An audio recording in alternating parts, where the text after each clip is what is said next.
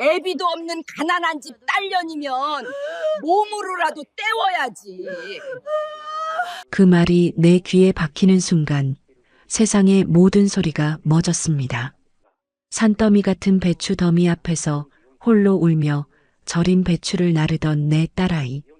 그 야윈 어깨 너머로 팔짱을 낀 채 비웃음을 흘리던 사돈의 얼굴과 지금 내뱉은 저 모진 말이 하나의 그림처럼 머릿속에 각인되었습니다. 이 비현실적인 광경에 오히려 머릿속이 하얘지며 아무런 생각도 들지 않았습니다.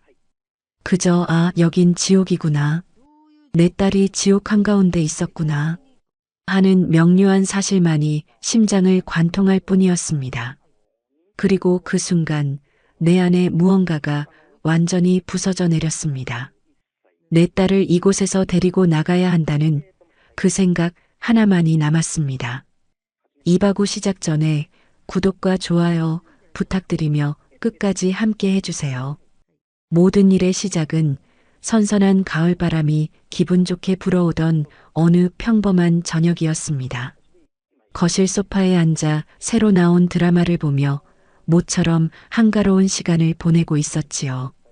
곧 태어날 손주를 위해 떠놓았던 앙증맞은 털신을 만지작거리며 금쪽 같은 내 딸 지연이의 얼굴을 떠올렸습니다. 배가 남산만해져서 뒤뚱뒤뚱 걷는 모습이 눈에 선해 절로 웃음이 났습니다. 결혼 전에는 저렇게 순하고 여리기만 한 애가 어떻게 시집살이를 할까 밤잠을 설치며 걱정했던 날들이 무색하게도 지연이는 씩씩하게 잘 해내고 있었습니다. 물론 가끔 전화기 너머로 들려오는 딸의 목소리에 그늘이 느껴질 때면 가슴이 철렁 내려앉기도 했지만요. 그때였습니다. 평화롭던 저녁의 정적을 깨고 날카로운 벨소리가 울렸습니다. 화면에 뜬 내 사랑 지연이라는 이름에 반가운 마음이 앞섰습니다. 오늘은 컨디션이 좀 괜찮은가? 밥은 잘 챙겨 먹었을까? 늘 같은 질문을 떠올리며 웃음기 어린 목소리로 전화를 받았습니다. 어이구, 우리 딸. 이 시간에 웬일이야? 엄마 보고 싶었어? 하지만 수화기 너머에서는 아무런 대답도 들려오지 않았습니다. 대신 끄하고 억지로 울음을 참아내는 소리가 심장을 후벼 팠습니다. 자식 가진 부모는 압니다. 목소리만 들어도, 아니, 숨소리만 들어도 내 자식에게 무슨 일이 생겼다는 것을요. 방금까지의 평온함은 온데간데 없이 사라지고 온몸의 피가 차갑게 식는 기분이었습니다. 저는 애써 아무렇지 않은 척 다정한 목소리를 만들어냈습니다. 지연아, 왜 그래? 무슨 일 있어? 응? 어디 아픈 거야? 한참이나 흐느끼던 딸이 겨우 입을 열었습니다. 갈라지고 떨리는 그 목소리는 제 가슴에 비수가 되어 박혔습니다. 엄마 나 어떻게 엄마. 무슨 일인데 그래, 말을 해봐. 우리 딸. 어머님이 방금 전화하셨는데 주말에 김장을 하자고. 김장. 저는 제 귀를 의심했습니다. 아니, 다달이 용돈 챙겨드리는 것도 모자라. 올해는 힘드시다고 김치까지 다 사서 보내드렸는데. 이 시기에 무슨 김장이란 말입니까? 제가 아는 사돈은 손 하나 까딱하는 것도 싫어하는 사람이었습니다. 김장? 그 집 김장 안 한다고 하지 않았니? 갑자기 무슨 김장이래? 올해 배추가 아주 좋다고 딱 1000포기만 하신대. 1000포기. 그 말을 듣는 순간 눈앞이 캄캄해지면서 숨이 턱 막혔습니다. 이건 해도 너무하지 않습니까? 멀쩡한 사람도 1000포기 김장 앞에서는 기절초풍할 판인데 하물며 당장 내일 모레 아기가 나와도 이상하지 않을 만삭의 임산부에게 할 소리입니까? 피가 머리끝까지 솟구쳐 올라 저도 모르게 소리를 질렀습니다. 뭐? 1000포기? 그 노인네가 지금 제정신이야? 미쳤어, 정말. 너 당장 못한다고 했어야지. 내 몸이 어떤 상태인데 그걸 하겠다고. 제 분노에 놀란 듯 딸의 울음소리가 더 커졌습니다. 말씀드렸어. 몸이 너무 힘들어서 안 될 것 같다고. 그런데 요즘 애들은 나약해서 문제라고. 자기는 애 없고도 갓을 갈았다면서 말대꾸한다고. 흑. 기가 막혀서 말이 나오지 않았습니다. 사돈의 그 우아한 말투 뒤에 숨겨진 뱀 같은 속내를 저는 진작에 알아봤어야 했습니다. 결혼 전 상견례 자리에서부터 제 손을 잡고 어머님, 지연이 제가 친딸처럼 아끼겠습니다라며 웃던 그 얼굴 뒤에 이런 시커먼 마음이 숨겨져 있을 줄이야. 저는 분노로 떨리는 목소리를 간신히 가다듬고 마지막 희망을 걸고 물었습니다. 그래서 서방은, 김서방은 뭐라더냐? 그 인간이 양심이 있으면 당장 말렸어야 할 거 아니야. 하지만 딸의 대답은 제 마지막 희망마저 산산조각 냈습니다. 전화기 너머로 길게 이어진 침묵. 그것만으로도 저는 모든 것을 알 수 있었습니다. 역시나 그 반반한 얼굴값도 못하는 속 빈 강정 같은 놈. 처음부터 마음에 들지 않았습니다. 번지르르한 말만 늘어놓을 줄 알았지. 정작 자기 아내 하나 지켜줄 줏대도 없는 위인이라는 것을 어렴풋이 짐작은 했지만 이 정도일 줄은 몰랐습니다. 자기가 옆에서 많이 도와주겠다고 엄마가 하시는 거니까 어쩔 수 없지 않냐고. 원래 우리 집은 김장을 동네 잔치처럼 크게 한다고. 저는 그만 이성의 끈을 놓아버릴 뻔했습니다. 도와주긴 뭘 도와줘. 자기 엄마 성질 뻔히 알면서 결국 모든 굳은 일은 내 딸이 다 하게 될 것을 모르쇠로 일관하는 그 비겁함에 치가 떨렸습니다. 당장이라도 그 집으로 달려가 모자의 머리채를 잡고 흔들고 싶은 심정이었습니다. 내가 이 딸을 어떻게 키웠는데. 남편 없이 홀로 딸 하나만 바라보며 남들에게 애비 없는 자식이라는 소리 듣게 하지 않으려고 쓴물 단물 다 삼키며 악착같이 살아온 세월이었습니다. 그런 내 딸이 고작 저런 함량 미달의 인간들 속에서 눈물 흘리고 있다는 사실이 제 심장을 갈기갈기 찢어놓았습니다. 하지만 저는 엄마였습니다. 전화기 너머로 서럽게 울고 있는 딸을 먼저 다독여야 했습니다. 제가 여기서 무너지면 제 딸은 기댈 곳 하나 없이 완전히 무너져 내릴 테니까요. 저는 목구멍까지 차오른 욕설과 눈물을 억지로 삼키며 세상에서 가장 다정한 목소리를 만들어냈습니다. 지연아, 내 딸 울지 마, 아가. 너무 걱정하지 마라. 사돈 어른도 생각이 있으시겠지. 설마 아무리 그래도 만삭의 며느리를 혼자 일시키시겠어. 분명 다른 사람들도 부르고 다 같이 하자는 뜻일 거야.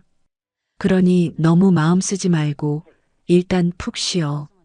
알았지? 그것은 딸을 향한 위로이기도 했지만 신락 같은 희망을 붙잡으려는 저 자신을 향한 주문이기도 했습니다.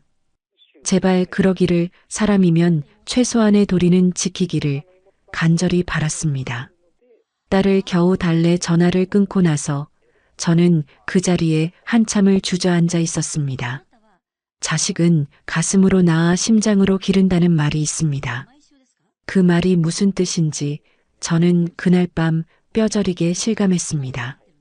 딸아이의 울음소리가 귓가에서 떠나지 않아 심장이 쿵쿵 내려앉는 것 같아 잠을 이룰 수가 없었습니다. 두꺼운 이불을 목까지 끌어당겨 덮어봐도 한겨울 외풍처럼 스며드는 불안은 막을 길이 없었습니다. 침대에 누워 눈을 감으면 만삭의 배를 부여잡고 눈물 흘리던 내 딸의 모습이 어른거렸고 눈을 뜨면 천장이 내려앉는 듯한 답답함에 숨이 막혔습니다. 사돈의 그 가식적인 웃음과 사위놈의 비겁한 얼굴이 번갈아 떠오를 때마다 우라통이 터져 숨이 턱턱 막혔습니다. 내가 왜 그때 더 강하게 나가지 못했을까? 어디 아픈 사람에게 일을 시키십니까?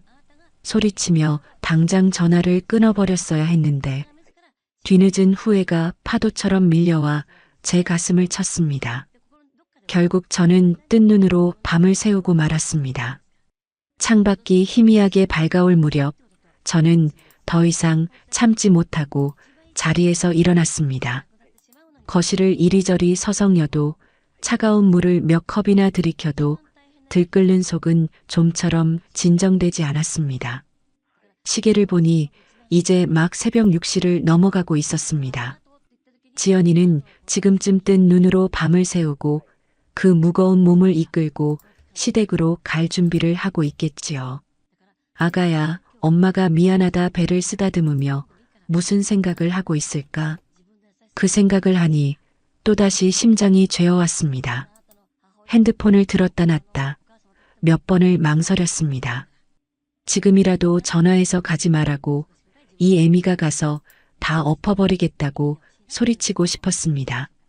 하지만 그랬다가는 딸과 사돈 사이만 더 나빠질 것이 불 보듯 뻔했습니다. 착해 빠진 내 딸은 분명 저 때문에 시어머니와 사이가 틀어졌다며 또 제 탓을 할 것입니다.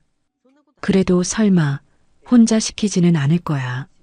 어젯밤 딸에게 했던 말을 스스로에게 되뇌며 애써 마음을 다잡아보려 했습니다. 내가 너무 예민하게 구는 걸지도 몰라.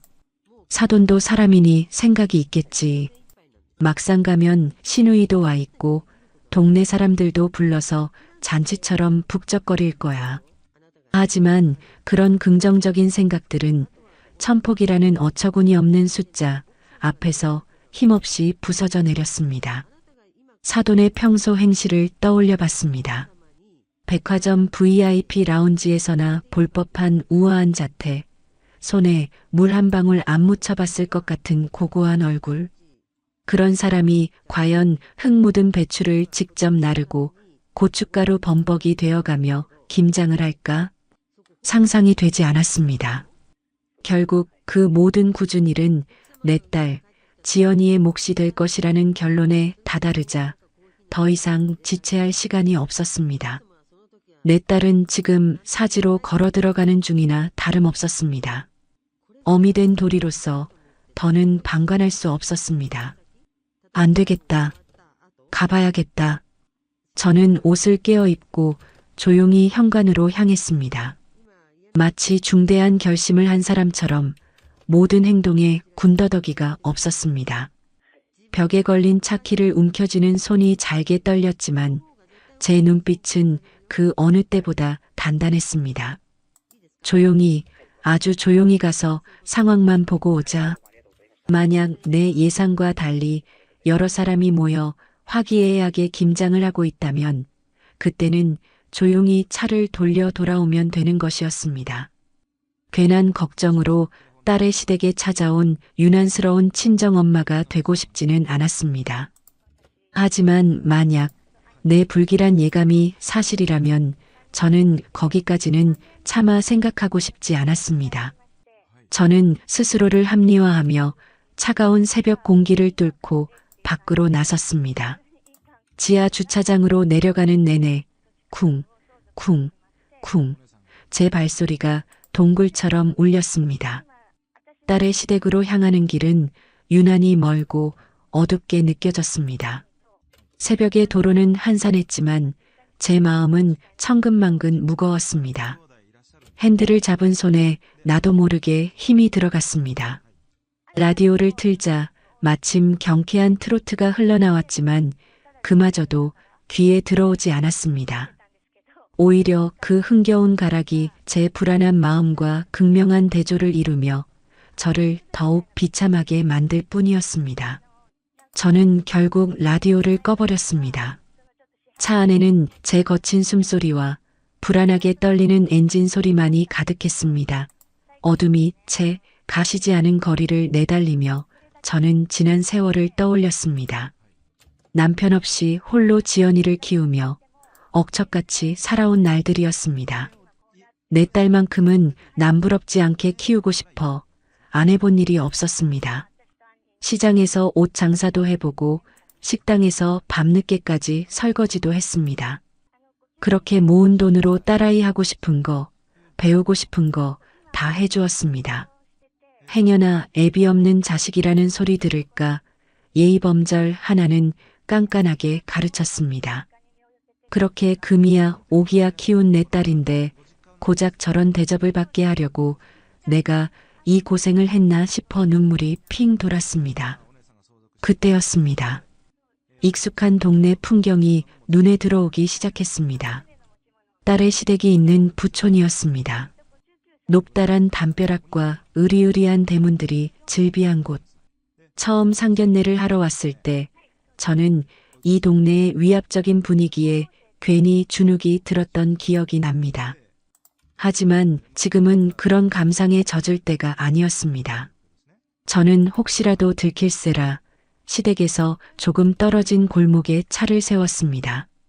심장이 미친 듯이 방망이질을 쳤습니다. 차에서 내리기가 두려웠습니다. 만약, 정말 만약에라도 내 불길한 예감이 현실이 되어 있다면 나는 과연 그것을 감당할 수 있을까? 문을 열고 그 지옥도 속으로 걸어 들어갈 용기가 과연 내게 있을까? 잠시 망설였지만 눈물 흘리던 딸의 얼굴이 떠오르자 다시 용기가 솟았습니다. 저는 마른 침을 삼키고 조심스럽게 차에서 내렸습니다. 그리고 담벼락에 몸을 숨긴 채 딸의 시댁 대문을 향해 한 걸음 다가갔습니다. 대문은 굳게 닫혀 있었고 집안은 쥐 죽은 듯이 고요했습니다. 정말 김장을 하는 집이 맞나 싶을 정도로요. 아무런 인기척도 시끌벅적한 소리도 들려오지 않았습니다. 그 고요함이 오히려 저를 더 불안하게 만들었습니다. 저는 대문 옆 정원수가 무성하게 자란 담벼락 쪽으로 이동했습니다. 나뭇가지 사이로 집 앞마당이 희미하게 보였습니다. 제발, 제발 아무 일도 없게 해주세요. 저는 속으로 수없이 되뇌며 까치발을 들고 나뭇가지 사이로 눈을 가져갔습니다. 그리고 다음 순간 내 눈앞에 펼쳐진 광경은 현실이 아니었습니다. 그것은 분명 지독한 악몽의 한 장면이었습니다. 넓디 넓은 마당 한가운데 마치 거대한 무덤처럼 쌓여있는 절인 배추 더미, 그리고 그 앞에서 금방이라도 쓰러질 듯 위태롭게 홀로 서서 배추를 나르고 있는 내 딸, 지연이의 모습. 딸의 얼굴은 눈물과 땀으로 범벅이 되어 분간조차 어려웠고 터질 듯한 배를 부여잡은 채 힘겹게 내딛는 한 걸음 한 걸음은 금방이라도 부러질 듯 위태로워 보였습니다. 그 와중에도 딸은 행여나 뱃속의 아이에게 무리가 갈까 배를 감싸 안은 채 허리를 제대로 펴지도 못하고 있었습니다. 그리고 그 지옥 같은 풍경의 정점은 따뜻한 툇마루에 앉아 유유히 차를 마시며 그 모든 것을 지켜보고 있는 사돈의 모습이었습니다. 그녀는 마치 재미있는 연극이라도 관람하듯 입가에 비릿한 미소까지 머금고 있었습니다. 그 순간 제 머릿속에서 무언가 툭 하고 끊어지는 소리가 났습니다. 이성과 합리, 체면과 염치, 그딴 것들이 들어설 자리는 더 이상 없었습니다. 저는 나뭇가지를 붙잡고 있던 손을 놓고 굳게 닫힌 대문을 향해 달려갔습니다. 미친 사람처럼 대문을 두드렸습니다. 쿵, 쿵, 쿵. 제 주먹이 부서져라 철문을 내리쳤습니다. 문 열어. 이봐요, 사부인. 문 열라고요. 당장. 제 고함 소리에 놀란 듯 마당 안의 움직임이 멈췄습니다. 딸이 휘청거리며 이쪽을 돌아보는 것이 보였습니다. 엄마 하는 듯한 딸의 놀란 얼굴은 이내 당혹감과 두려움으로 물들었습니다. 사돈 역시 찻잔을 내려놓고 불쾌한 표정으로 대문 쪽을 쳐다보았습니다. 잠시 후 가정부가 나와 조심스럽게 대문을 열었습니다. 문이 열리자마자 저는 가정부를 밀치고 마당 안으로 뛰어들어갔습니다. 그리고 망설임 없이 딸에게로 달려갔습니다. 지연아, 내 새끼, 너 이게 무슨 꼴이야. 일어나 어서. 제 목소리에 딸은 그 자리에 주저앉아 버렸습니다. 그리고는 참아왔던 모든 설움을 토해내듯 아이처럼 목 놓아 울기 시작했습니다. 마치 제가 오기만을 기다렸다는 듯이요. 저는 딸을 부축해 일으키며 그 연약한 어깨를 감싸 안았습니다. 제 품에 안긴 딸의 몸은 불덩이처럼 뜨거웠고 가늘게 떨리고 있었습니다. 그 떨림이 제게로 고스란히 전해져 저는 온몸의 피가 거꾸로 솟는 것을 느꼈습니다. 저는 불타는 눈으로 툇마루에서 내려와 어정쩡하게 서 있는 사돈을 노려보았습니다. 사돈은 그제야 무거운 몸을 일으켜 제게로 다가왔습니다. 그리고는 마치 불청객을 쫓아내려는 듯 차갑고 오만한 목소리로 말했습니다. 아니, 사부인. 지금 이게 무슨 무례한 행동이세요?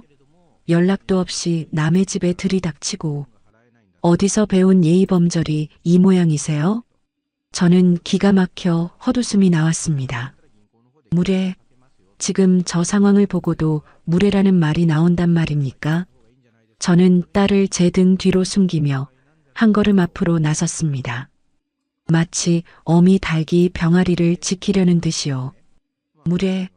지금 무례라고 했습니까? 당신 눈에는 이 꼴이 안 보여요? 이게 지금 사람의 탈을 쓰고 할 짓입니까? 곧 애 낳을 만삭의 며느리에게 천포기 김장을 시켜요? 당신 제정신이야 아니야. 제 고함에 사돈의 얼굴이 흉하게 일그러졌습니다. 하지만 그녀는 조금도 물러서지 않았습니다. 오히려 저를 위아래로 훑어보며 벌레 보듯 쯧쯧 혀를 찼습니다. 어머, 사부인. 목소리 좀 낮추시죠. 없는 집사람이라 그런지 교양도 없고 목소리만 크시네. 그리고 이게 뭐 그리 대단한 일이라고 유난이세요? 며느리가 시댁 김장 돕는 게 당연한 거지. 임신한 게 벼슬이에요? 나 때는 애둘 없고도 밭을 갈았어요. 요즘 것들은 나약해서 문제라니까.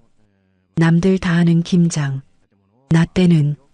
저는 그 말에 이성의 마지막 끈이 끊어지는 것을 느꼈습니다. 남들?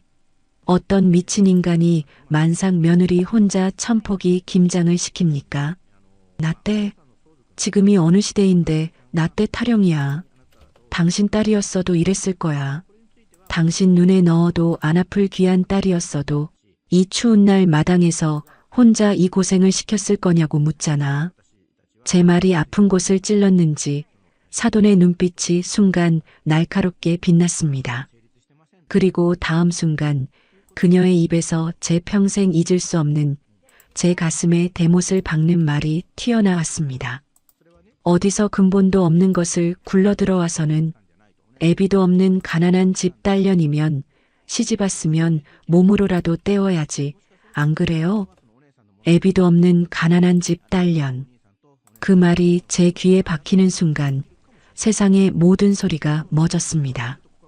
B-하는 이명과 함께 사돈의 입이 뻐끔거리는 것이 슬로우 모션처럼 보였습니다.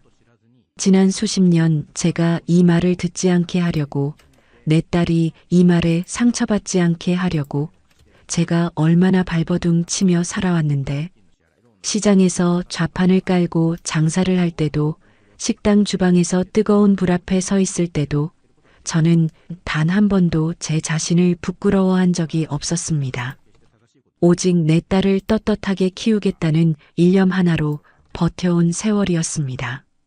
그런데 제가 지키고 싶었던 모든 것이 저 여자의 그 더러운 입에서 나오는 순간 산산조각이 났습니다. 마치 온몸에 피가 빠져나가는 듯 손끝이 차갑게 식었습니다. 그러나 그것도 잠시, 이내 심장이 터질 듯이 뜨거워지기 시작했습니다. 이것은 분노가 아니었습니다. 그것을 넘어선 어떤 서늘한 결심이었습니다. 저는 더 이상 아무런 말도 하지 않았습니다. 아니, 할 필요가 없었습니다. 저런 인간에게는 어떤 말도 통하지 않는다는 것을 깨달았기 때문입니다. 저는 조용히 제 딸의 손을 잡았습니다. 그리고 굳은 목소리로 말했습니다. 가자, 지연아. 이런 곳에 더 이상 있을 필요 없어. 딸은 아무 말 없이 저를 따라 일어섰습니다. 사돈이 당황한 듯 제 앞을 막아섰습니다. 지금 뭐 하는 짓이에요? 어딜 가? 김장 아직 반도 못했어. 이거 다 해놓고 가야지. 저는 제 앞을 막는 사돈의 손을 거칠게 뿌리쳤습니다. 그리고 제 평생 단 한 번도 내보지 않았던 차갑고 경멸적인 목소리로 말했습니다. 김정, 당신이나 실컷 해. 아니, 이 많은 걸 혼자 어떻게 다 해. 당신 남편이랑 아들놈 불러서 같이 해. 그리고 오늘부로 당신과 우리는 끝이야. 다시는 내 딸 앞에, 내 손주 앞에 나타나지 마. 알아들었어? 마침 그때 집안에서 어슬렁거리며 나오던 사위놈과 눈이 마주쳤습니다. 그는 이 상황이 어리둥절한 듯 멍한 표정으로 저와 제 딸 그리고 자기 엄마를 번갈아 쳐다보고 있었습니다. 저는 그를 향해 나지막이 말했습니다. 김서방, 자네 엄마랑 오붓하게 김장 잘해봐. 저는 뒤도 돌아보지 않고 딸의 손을 잡고 그 지옥 같은 집을 걸어 나왔습니다. 대문 밖으로 나오자 차가운 새벽 공기가 폐부 깊숙이 들어왔습니다. 그제야 저는 제가 숨을 참고 있었다는 것을 깨달았습니다. 딸과 함께 차에 오르고 시동을 걸고 그 동네를 완전히 벗어날 때까지 우리는 아무런 말도 하지 않았습니다. 집으로 돌아오는 내내 차 안에는 지독한 침묵만이 흘렀습니다. 저는 차마 딸의 얼굴을 정면으로 쳐다볼 수 없었고 딸 역시 창밖의 풍경만 멍하니 바라보고 있었습니다. 하지만 굳게 맞잡은 우리 두 사람의 손은 그 어떤 말보다도 더 많은 것을 이야기하고 있었습니다. 서로의 떨림을 통해 서로의 아픔을 고스란히 느끼고 있었으니까요. 집에 도착하자마자 딸은 긴장이 풀린 탓인지 그 자리에 주저앉을 뻔했습니다. 저는 급히 딸을 부축해 소파에 눕혔습니다. 지연이의 얼굴은 백지장처럼 하얗게 질려 있었고 입술은 파르르 떨리고 있었습니다. 그 꼴을 보니 시댁 마당에서 느꼈던 분노가 다시금 치밀어 올랐지만 저는 애써 억눌렀습니다. 지금은 분노보다 내 딸을 안정시키는 것이 먼저였습니다. 저는 곧장 따뜻한 물에 수건을 적셔 딸의 땀으로 젖은 얼굴과 손을 닦아주었습니다. 지연아, 괜찮아. 이제 다 괜찮아. 엄마가 있잖아. 응. 아무 걱정하지 마. 제 목소리에 딸은 다쳤던 눈을 힘겹게 떴습니다. 그리고는 텅 빈 눈으로 저를 바라보며 갈라진 목소리로 물었습니다. 엄마 나 이제 어떡해? 그 사람이랑 이제 어떻게 살아? 그 한마디에 저는 또다시 가슴이 무너져 내렸습니다. 사돈에게 모욕을 당했을 때도 꾹 참았던 눈물이 딸의 그 처절한 물음 앞에서 터져 나오고 말았습니다. 저는 딸의 손을 부여잡고 함께 울었습니다. 그동안 얼마나 힘들었을까, 얼마나 외로웠을까. 그 마음을 진작 헤아려 주지 못한 제 자신이 원망스러웠습니다. 괜찮다. 시댁 가면 다들 잘해주실 거다라며 딸을 떠밀었던 과거의 제 모습이 떠올라 스스로의 뺨이라도 때리고 싶은 심정이었습니다. 한참을 울고 나자 딸은 지쳤는지 제 무릎을 베고 스르르 잠이 들었습니다. 새근새근 잠든 딸의 얼굴을 보니 갓난아기 때의 모습이 떠올랐습니다. 세상에서 가장 예쁘고 귀했던 내 아기. 그 얼굴 위로 오늘 겪었을 끔찍한 일들이 겹쳐 보였습니다. 저는 딸의 이마에 흐트러진 머리카락을 조용히 쓸어 넘겨주었습니다. 그리고 결심했습니다. 더 이상은 내 딸이 눈물 흘리게 두지 않겠다고. 내 딸을 그리고 내 손주를 짓밟으려 한 그들에게 자신들이 무슨 짓을 저질렀는지 뼈저리게 느끼게 해주겠다고 말입니다. 분노는 슬픔을 먹고 자라 어느새 차갑고 단단한 결심이 되어 제 마음속에 자리 잡았습니다. 그것은 단순한 감정의 폭발이 아니었습니다. 오히려 머리는 차갑게 식었고 심장은 뜨겁게 타올랐습니다. 어떻게 해야 가장 고통스럽게, 가장 처절하게 그들을 무너뜨릴 수 있을까? 제 머릿속은 오직 그 생각뿐이었습니다. 저는 조심스럽게 딸의 머리를 소파 쿠션에 눕히고 안방으로 들어갔습니다. 그리고 장롱 깊숙한 곳, 낡은 비단함 하나를 꺼내 들었습니다.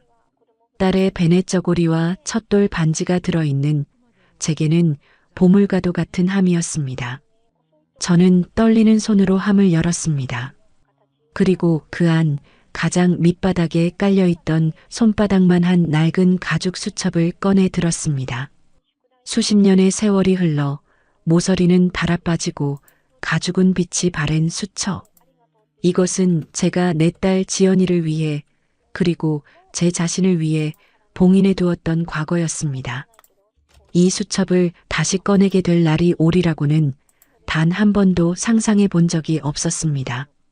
저는 이것을 제 인생의 가장 깊은 곳에 묻어두고 평생 외면하며 살고 싶었습니다. 수첩을 여는 손이 미세하게 떨렸습니다.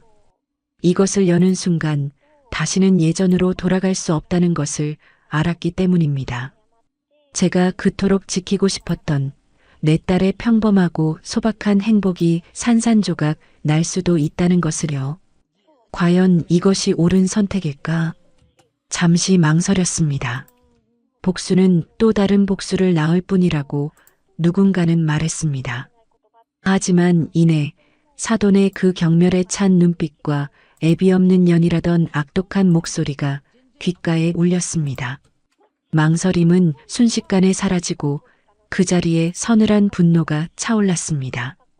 그래, 평범한 행복은 이미 저들에 의해 깨져버렸다.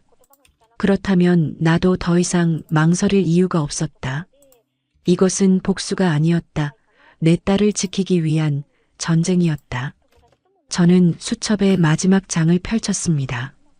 그곳에는 단 하나의 이름과 전화번호가 적혀 있었습니다. 정태성 회장 비서실.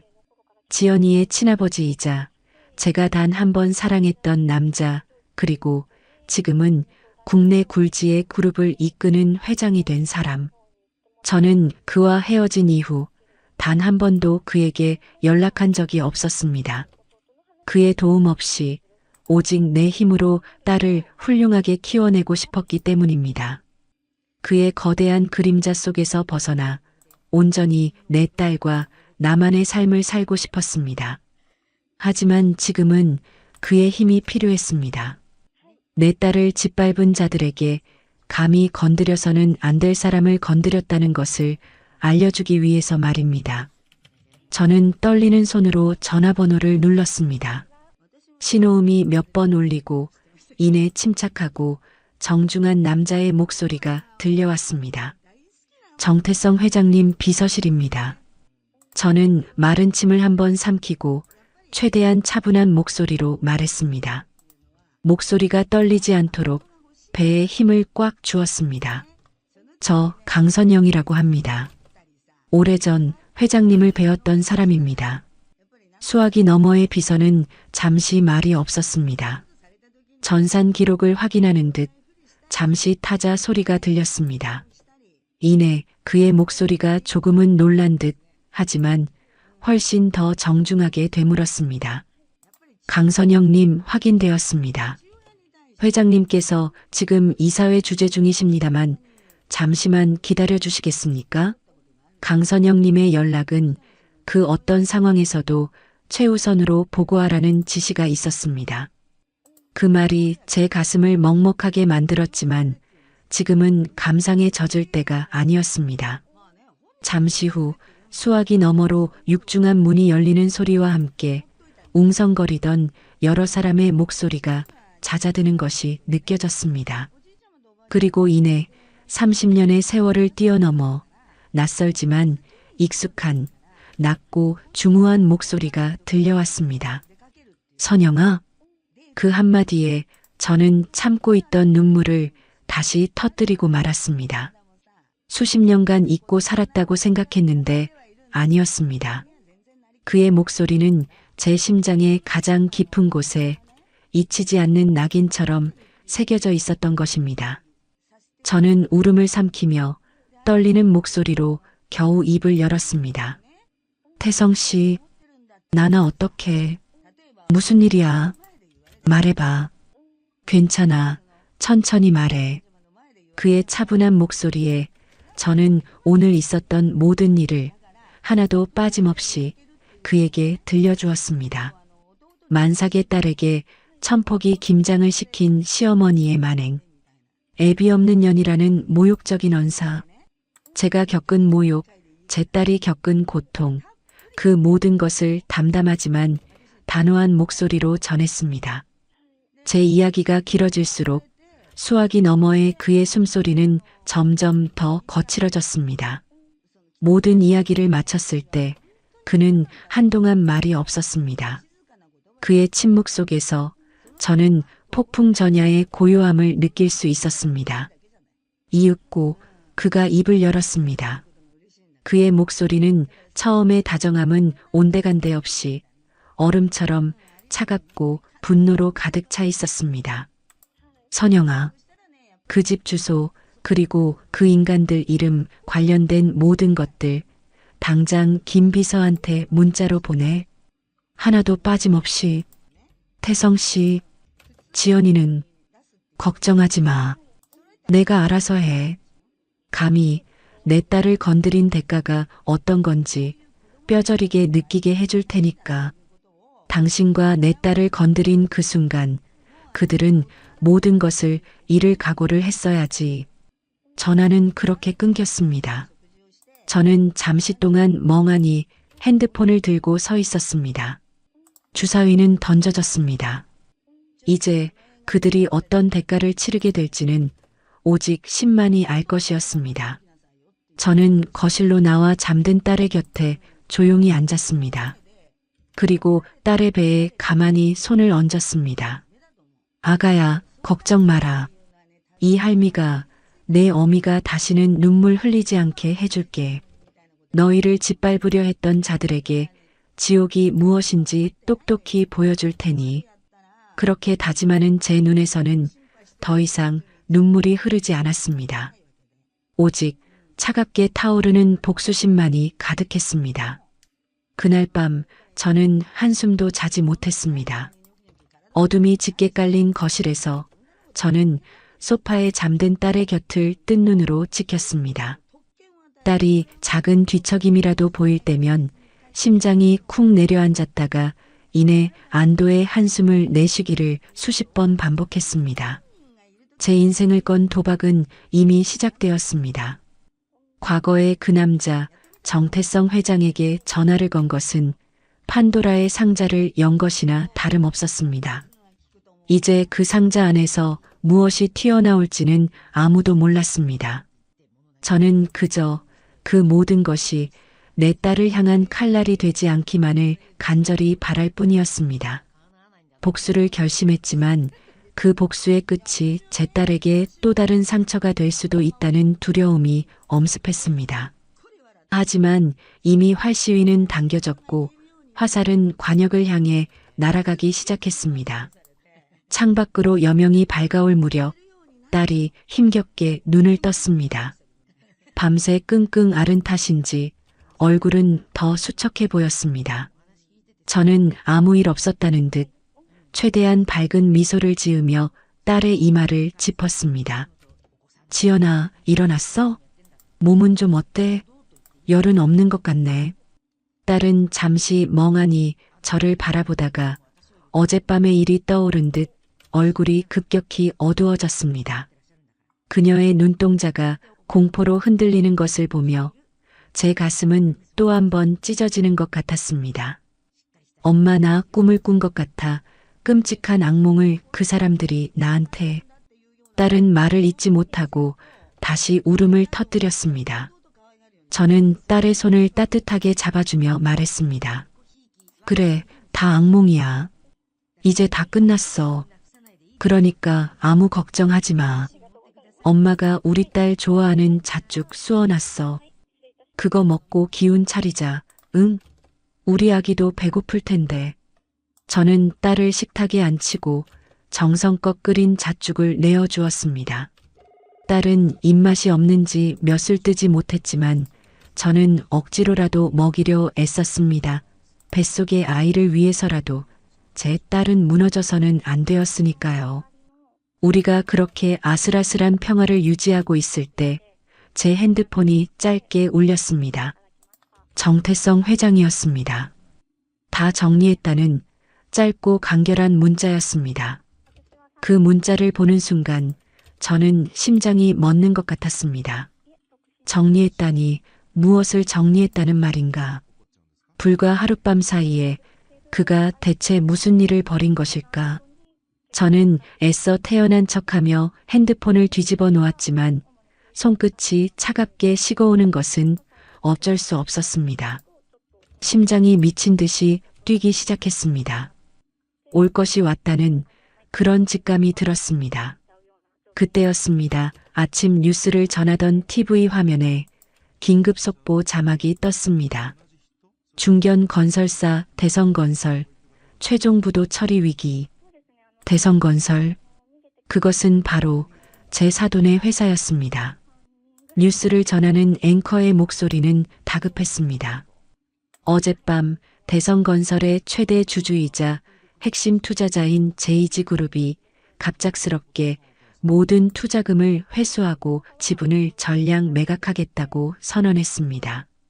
이 여파로 대성건설의 주가는 개장과 동시에 폭락했으며 자금난에 시달리던 대성건설은 결국 오늘 오전 최종 부도 처리될 위기에 놓였습니다. 업계에서는 JG그룹의 이러한 이례적인 결정에 대해 여러 추측이 난무하고 있습니다. JG그룹, 바로 정태성 회장의 회사였습니다. 저는 저도 모르게 마른 침을 삼켰습니다. 이것이 그가 말한 정리의 시작이었습니다. 화면에는 망연자실한 표정으로 기자들에게 둘러싸인 사돈의 얼굴이 비쳤습니다. 어제 마당에서 보았던 그 오만하고 거만하던 모습은 온데간데없고 마치 상갓집의 개처럼 초라하고 비참해 보였습니다. 그의 옆에서 시어머니는 거의 실신 직전인 듯 주변 사람들에게 부축을 받고 있었습니다. 저는 속으로 차갑게 웃었습니다. 꼴 좋다 영감탱이야. 내가 평생을 바쳐 이룬 그 회사가 하룻밤 사이에 먼지처럼 사라지는 기분이 어떠냐? 하지만 이건 시작에 불과했습니다. 뉴스는 꼬리에 꼬리를 물고 시댁의 몰락을 전했습니다. 시어머니가 운영하던 고급 레스토랑은 갑작스러운 세무조사와 식품위생법 위반 혐의로 영업정지 처분을 받았고 그 과정에서 온갖 불법적인 행태들이 드러나고 있다는 보도가 이어졌습니다. 사위놈이 다니던 번듯한 회사는 그가 제출한 학력과 경력이 모두 위조되었다는 사실이 밝혀져 그를 즉시 해고 조치하고 사문서 위조 혐의로 고소할 예정이라는 소식이 이어졌습니다. 이 모든 것이 단 하룻밤 사이에 벌어진 일이었습니다. 정태성이라는 거대한 힘이 개미 새끼 한 마리를 짓밟는 것은 이토록 간단하고 신속한 일이었습니다. 딸은 TV 화면을 멍하니 바라보고 있었습니다.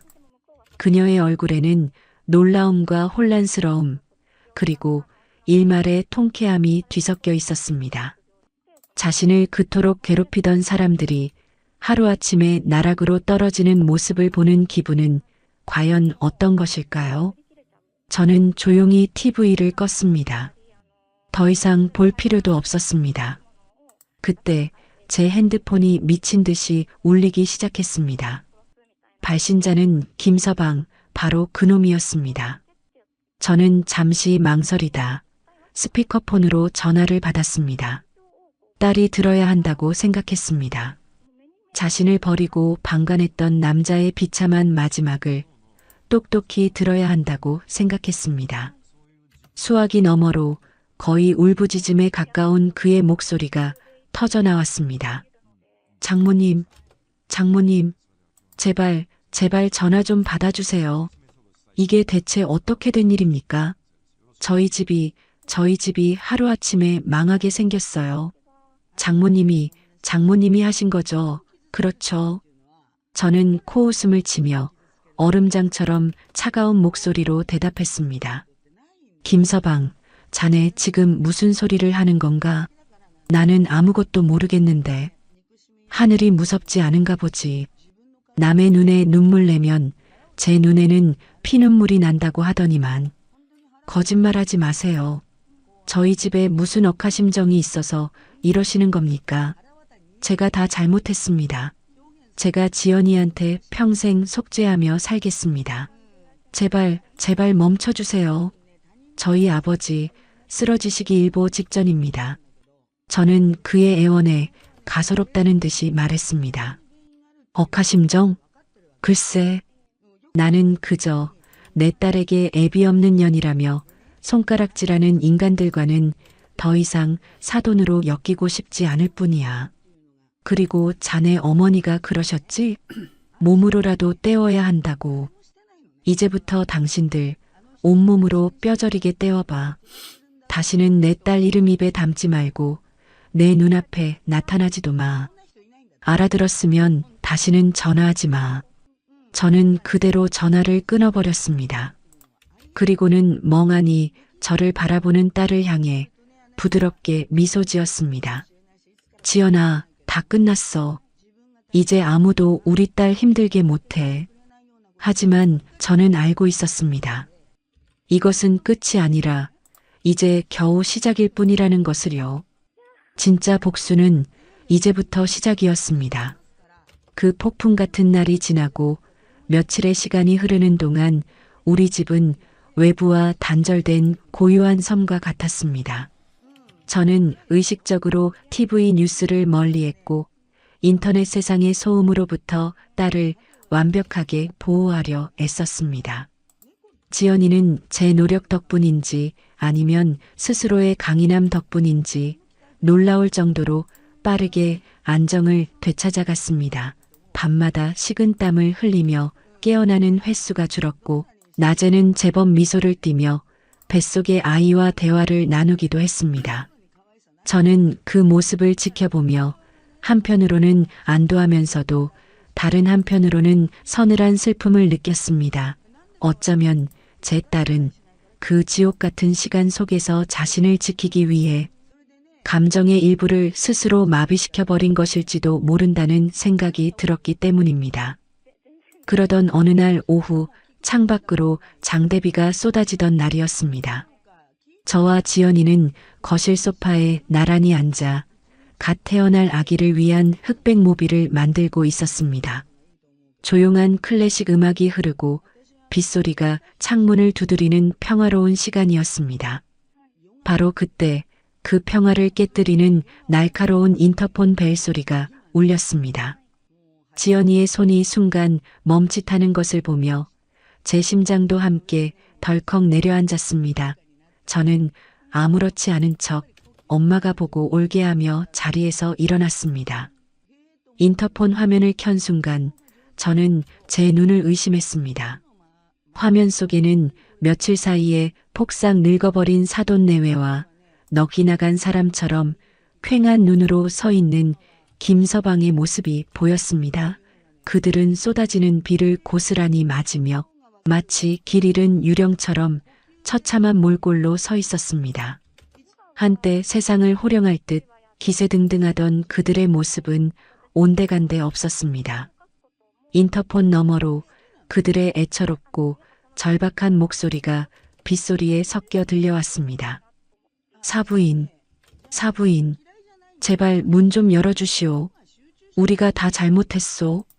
장모님, 제발요. 지연이 얼굴만이라도 보게 해주세요. 제가 무릎이라도 꿇겠습니다. 네. 딸은 그들의 목소리를 듣자마자 몸을 딱딱하게 굳혔습니다. 손에 들고 있던 모비를 떨어뜨리는 것도 모른 채 그저 인터폰 화면만 뚫어져라 쳐다보고 있었습니다. 그녀의 눈동자 속에서 과거의 상처와 현재의 분노가 소용돌이치는 것이 보였습니다.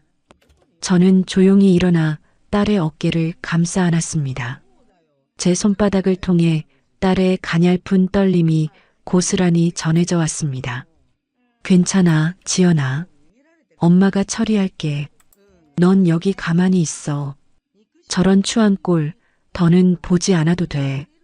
저는 인터폰의 통화 버튼을 눌렀습니다. 그리고는 제 안의 모든 감정을 지운 무미건조한 목소리로 말했습니다. 여긴 어떻게 알고 찾아왔죠? 다시는 눈앞에 나타나지 말라고 했을 텐데요.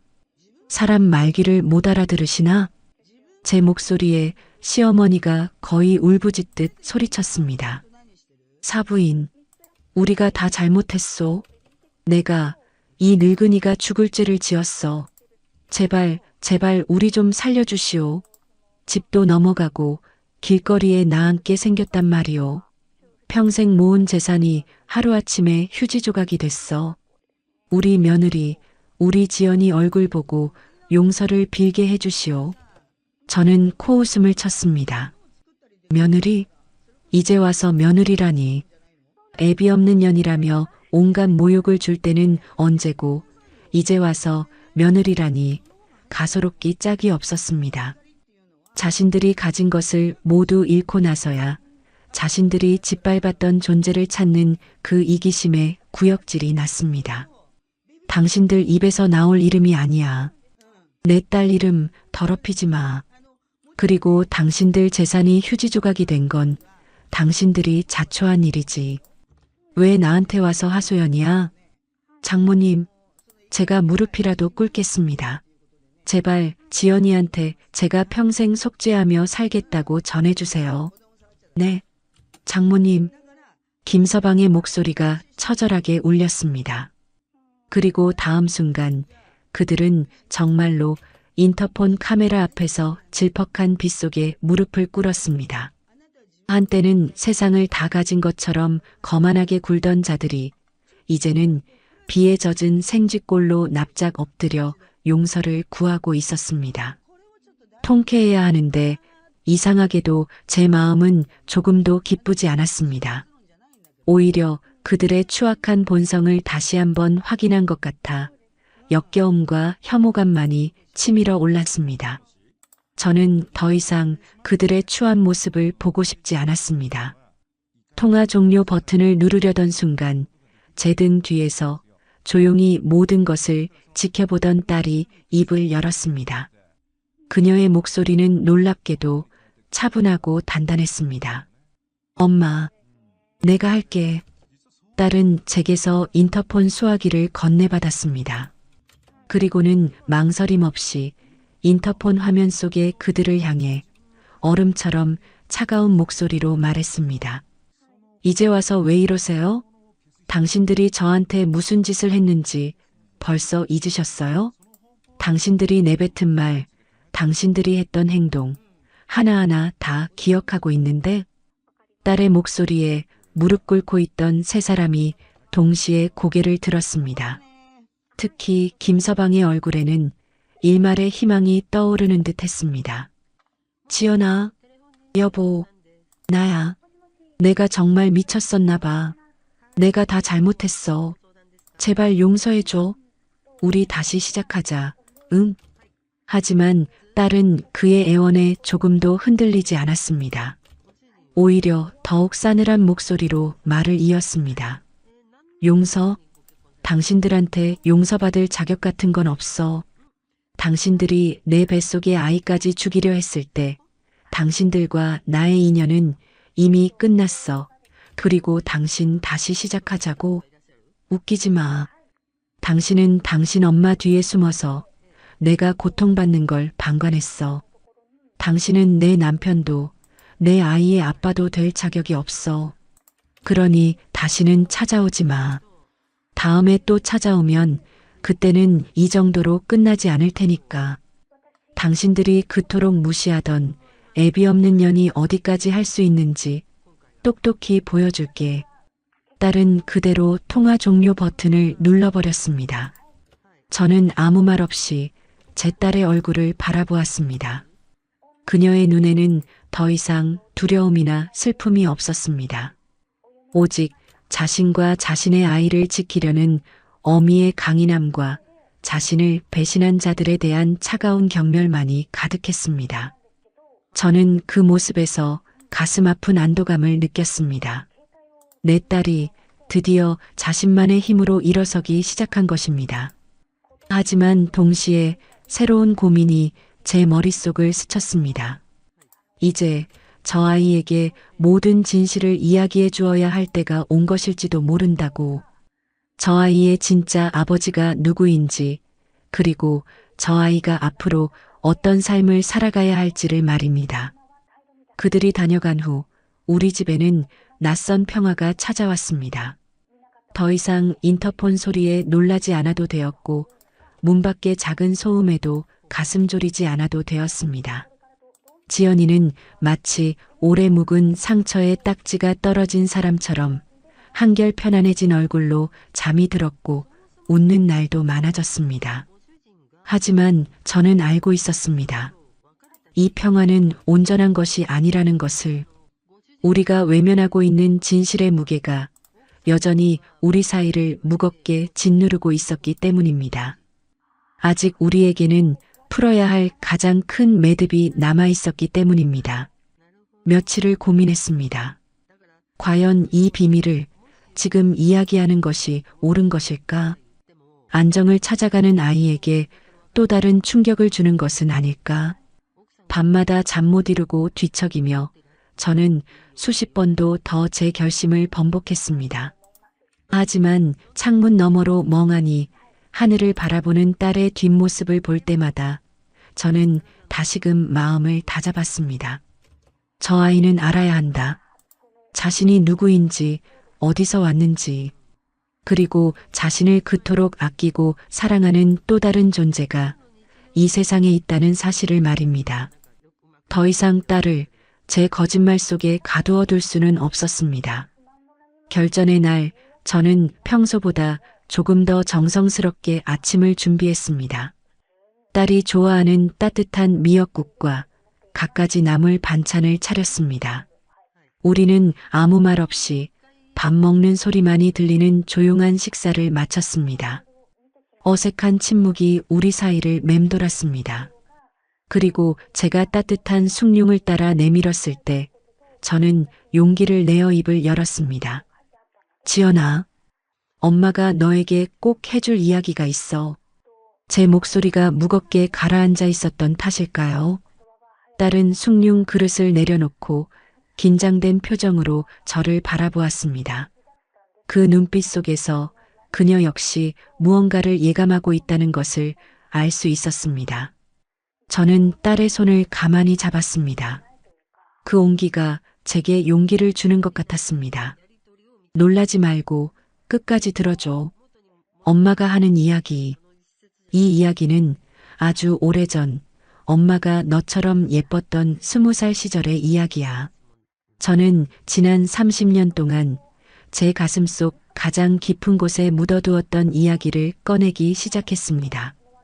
제가 20살 꽃다운 나이에 한 남자를 어떻게 만나고 어떻게 사랑했는지, 그가 얼마나 다정하고 따뜻한 사람이었는지, 낡은 서점에서 우연히 같은 책을 집어들었던 첫 만남, 비 오는 날 하나의 우산을 나눠 쓰고 걸었던 밤길, 서로의 미래를 그리며 웃음 짓던 수많은 날들, 그리고 그의 집안의 엄청난 반대와 우리 두 사람의 어쩔 수 없었던 이별에 대해서 말입니다. 그 사람 집안에서는 고아인 나를 절대 받아들일 수 없다고 했어. 그 사람은 나를 데리고 도망치자고 했지만 나는 그럴 수 없었어. 나 때문에 그 사람이 가진 모든 것을 잃게 하고 싶지 않았거든. 그 사람은 나 같은 사람과는 비교도 안 될 만큼 아주 높고 넓은 세상에서 살아야 할 사람이었으니까. 그래서 나는 내가 뱃속에 있다는 사실을 숨긴 채 그 사람 곁을 떠났어. 제 이야기가 이어지는 동안 딸의 눈동자는 심하게 흔들리고 있었습니다. 자신이 알고 있던 세상이 송두리째 무너져 내리는 소리를 듣고 있는 사람처럼요. 그녀의 얼굴은 하얗게 질려 있었고 입술은 잘게 떨리고 있었습니다. 그럼 내 아버지는 내가 평생 사진으로만 봤던 그 사람은? 딸이 떨리는 목소리로 물었습니다. 저는 눈물을 참으며 고개를 끄덕였습니다. 그래, 지연아. 내 아버지는 돌아가신 게 아니야. 살아계셔. 사진 속의 그분은 엄마가 너를 위해 만들어낸 가짜 아버지였어. 그리고 저는 마지막 비밀의 문을 열었습니다. 내게 닥친 모든 일을 하룻밤 사이에 해결해 준 사람. 그 사람이 바로 내 아버지 정태성 회장이야. 그 순간 딸의 눈에서 굵은 눈물방울이 뚝뚝 떨어졌습니다. 그것은 슬픔의 눈물이라기보다는 거대한 진실 앞에서 느끼는 충격과 혼란의 눈물이었습니다. 딸은 아무 말도 하지 않았습니다. 그저 텅 빈 눈으로 저를 바라볼 뿐이었습니다. 저는 딸의 손을 더욱 꽉 잡으며 제 진심을 전했습니다. 미안하다, 지연아. 평생 너를 속여서 미안해. 하지만 엄마는 내가 재벌가에 숨겨진 딸이라는 꼬리표를 달고 온갖 구설과 정쟁에 휘말리며 사는 걸 원치 않았어. 그저 평범하게 남들처럼 소박한 행복을 누리며 살기를 바랐을 뿐이야. 내 아버지가 가진 부와 명예가 오히려 너에게는 족쇄가 될 거라고 생각했어. 그래서 이기적인 선택을 했어. 용서해줘, 내 딸. 저는 딸 앞에서 고개를 숙였습니다. 흐르는 눈물을 주체할 수가 없었습니다. 그때였습니다. 딸이 제 어깨를 가만히 감싸 안았습니다. 그리고는 제 귓가에 조용히 속삭였습니다. 아니야, 엄마. 엄마가 왜 미안해. 나를 지켜주려고 그랬던 거잖아. 나 하나 키우려고 엄마가 얼마나 힘들게 살았는지 내가 다 아는데 이제야 알겠어. 엄마가 왜 그렇게 악착같이 살았는지, 왜 나에게 항상 떳떳해야 한다고 가르쳤는지. 고마워, 엄마. 나를 낳아주고 이렇게 잘 키워줘서. 저는 딸의 그 한마디에 모든 서름과 죄책감이 눈 녹듯 사라지는 것을 느꼈습니다. 우리는 한참 동안 서로를 부둥켜 안고 울었습니다. 그것은 슬픔의 눈물이 아니었습니다. 서로의 상처를 보듬고 새로운 진실 앞에서 더 단단하게 뭉치는 치유와 화해의 눈물이었습니다.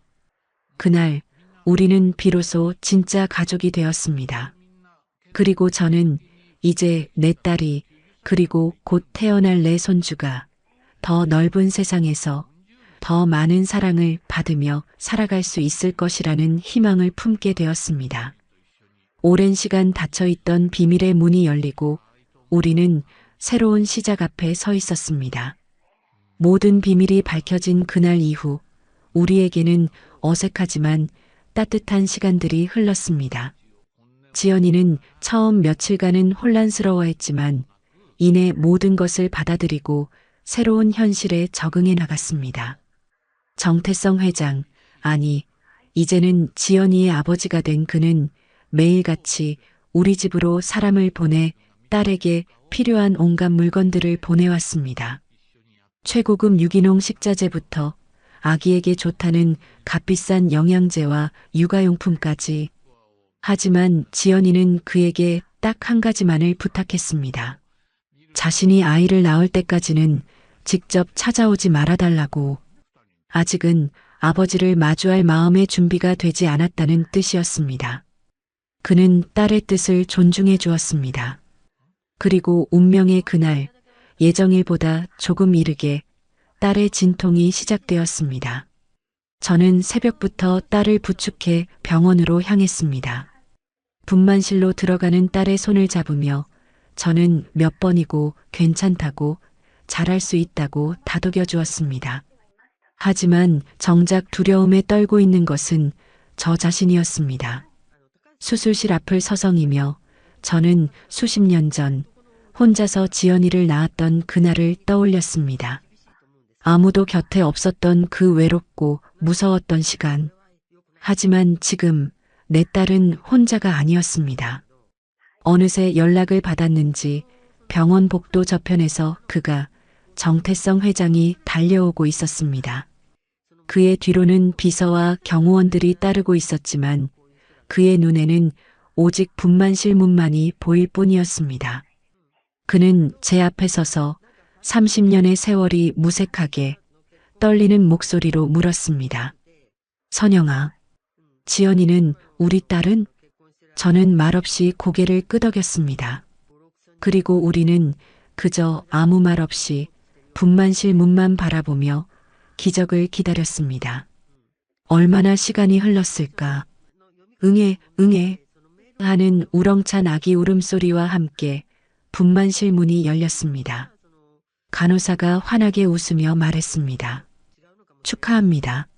건강한 왕자님입니다.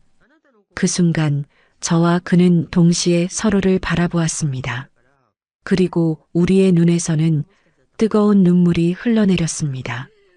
그것은 기쁨과 안도 그리고 감사함이 뒤섞인 세상에서 가장 행복한 눈물이었습니다. 잠시 후 우리는 병실에서 딸과 마주할 수 있었습니다. 지연이는 조금 지쳐 보였지만 더없이 행복한 얼굴로 아기를 품에 안고 있었습니다. 그리고 그녀의 곁에는 낯설지만 따뜻한 눈빛으로 아기와 딸을 번갈아 바라보는 한 남자가 그녀의 아버지가 서 있었습니다. 지연이와 그는 처음에는 조금 어색해했지만 핏줄이라는 강한 이끌림은 그 어떤 어색함도 녹여버렸습니다. 그는 딸의 손을 잡고 미안하다, 고맙다, 사랑한다. 그 말들을 몇 번이고 반복했습니다. 지연이 역시 그런 아버지를 원망하지 않았습니다. 오히려 이제라도 만나게 되어 다행이라고 환하게 웃어주었습니다. 그렇게 세 사람은 세상에서 가장 아름다운 그림처럼 서로를 보듬고 있었습니다. 저는 그 모습을 보며 지난 30년간의 외로움과 서름이 한꺼번에 씻겨나가는 듯한 해방감을 느꼈습니다. 시간이 흘러 100일 후 우리는 화려한 호텔 연회장이 아닌 따스한 햇살이 들어오는 우리 집 거실에서 소박하지만 그 어떤 잔치보다 의미 있는 100일 잔치를 열었습니다. 거실 한편에는 제가 정성껏 준비한 삼색 나물과 미역국 그리고 하얀 백설기 케이크가 전부였지만 그 공간은 세상에서 가장 큰 행복으로 가득 차 있었습니다. 지연이는 예쁜 드레스 대신 편안한 원피스 차림으로 아기를 안고 있었고 그녀의 아버지 역시 무거운 회장직을 내려놓고 그저 평범한 할아버지의 얼굴로 손주를 바라보고 있었습니다. 아기는 할아버지의 품에 안겨 방긋방긋 웃으며 재롱을 피웠습니다. 그는 아기의 작은 손을 자신의 큰 손으로 감싸 쥐고는 눈을 떼지 못했습니다. 그가 말했습니다. 이 녀석, 나를 닮아서 그런지 아주 씩씩하구먼. 눈매는 꼭 선영이 당신을 닮았고 인매는 우리 지연이를 쏙 빼닮았어. 선영아, 그리고 지연아. 정말 고맙다. 내게 이런 행복을 안겨줘서. 평생을 일만 알고 살아온 내게 진짜 가족이 무엇인지 알려줘서 정말 고맙다. 지연이가 웃으며 대답했습니다. 아니에요, 아버지. 저희야말로 감사하죠. 이렇게 든든한 할아버지가 생겼으니까요. 우리 우주 좋겠다. 할아버지가 이렇게 멋진 분이라서. 저는 그 모습을 바라보며 조용히 미소 지었습니다. 길고 길었던 제 싸움이 비로소 끝이 났음을 느꼈습니다. 내 딸은 더 이상 애비 없는 년이라는 손가락질을 받지 않아도 될 것입니다. 오히려 세상에서 가장 든든한 아버지를 둔 행복한 딸이자 엄마로 살아갈 것입니다. 지난날의 아픔과 상처는 이제 새로운 행복을 위한 밑거름이 되어 주었습니다. 우리는 작은 케이크에 촛불을 켜고 다 함께 노래를 불렀습니다. 생일 축하 노래는 아니었지만 우리 네 사람의 새로운 시작을 축복하는 세상에서 가장 아름다운 노래였습니다. 촛불을 끄는 딸의 얼굴 위로 행복의 눈물이 흘러내렸습니다. 저는 그런 딸을, 그리고 제품에 안겨 잠든 손주를, 그리고 그 모든 것을 따뜻하게 바라보는 그를 보며 나지막이 속삭였습니다. 고맙다, 내 딸아. 그리고 고맙다, 내 손주야. 너희들이 바로 내 인생의 가장 큰 선물이야. 이제야 우리 가족이 완성되었구나.